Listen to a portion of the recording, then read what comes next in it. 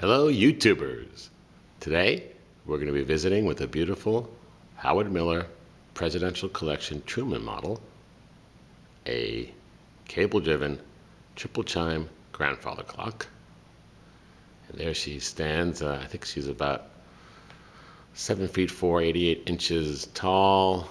I believe about 27 inches wide and 18 inches deep.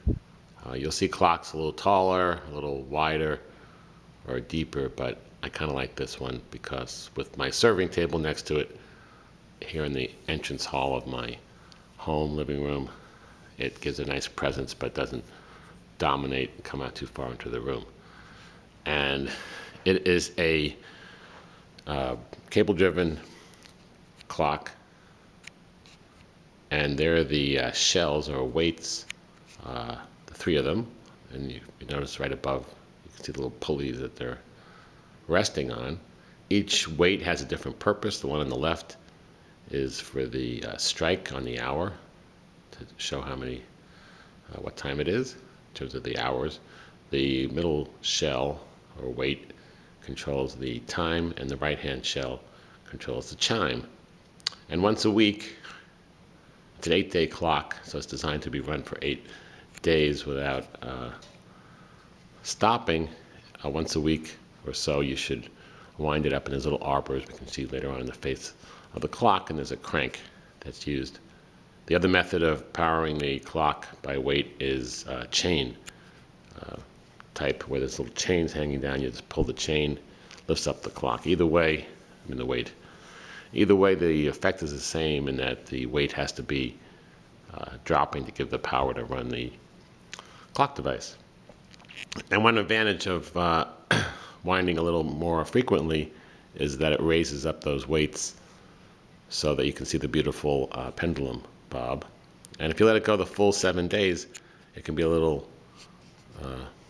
aesthetically displeasing because the weights will obscure the bottom of the bob as they drop all the way to the bottom. And they don't go all the way down to the floor, but they go pretty low. At any rate, there's the face of the clock. It's just a few minutes till it strikes. You can see those 3 holes at the 9, 6, and the 3 are for where it lifts up. You put the little crank in there, and we're going to hear this thing chime. It's a triple chime. It's got Westminster, St. Michael's, and Whittington. And I have it set right now on St. Michael's, my favorite one. But as a note to everyone out there who doesn't maybe know this, or I'm not sure if I'm the only one, but it seems that the Westminster has less notes than the other chimes. And because of that, runs a little less time when they go off, and also they seem to be a little softer in tone. St. Michael's is a little more like a church, I suppose. Plus it does come from a church, but it's a little louder. And it also has a nighttime off feature, so that between 10 o'clock and 7 a.m. for light sleepers, the strike and the chime will not ring. And it should go off any second now. There's inside the movement. We're going to hear it. You hear the little hammers go.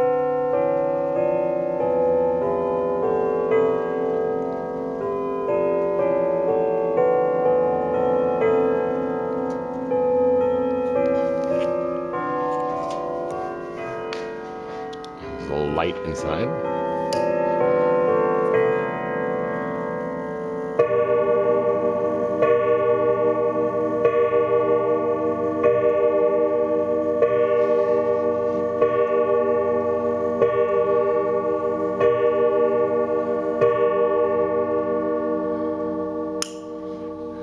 There's the 9 a.m. show.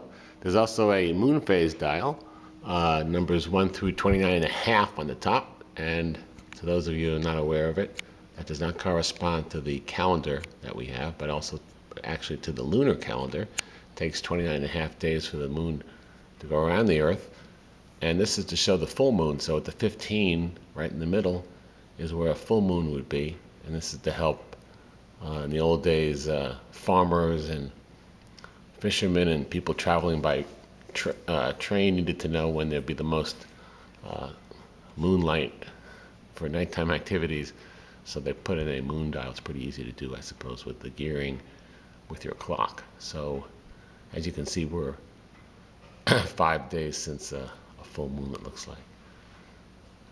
And there's another moon coming, will come above those two little hemispheres, and another 24 days we'll see it again. At any rate, that's a beautiful clock. I hope you enjoyed seeing it. This is, by the way, a bonnet type top. There's also a swan pediment. There's more the traditional with a little pediment in the middle for a lot of clocks. This Howard Miller happens to be those side panels over there to have access to the movement. This one has little hinges on the top panels. A lot of times it's just a piece of glass with a knob, so this is a little nicer to make access. It's got beveled glass throughout, front, sides, and top. And it's a beautifully made clock, as all clocks are. It's one of the joys of my home, and I hope you've enjoyed visiting with this grandfather clock. And we will bid you adieu. Thank you.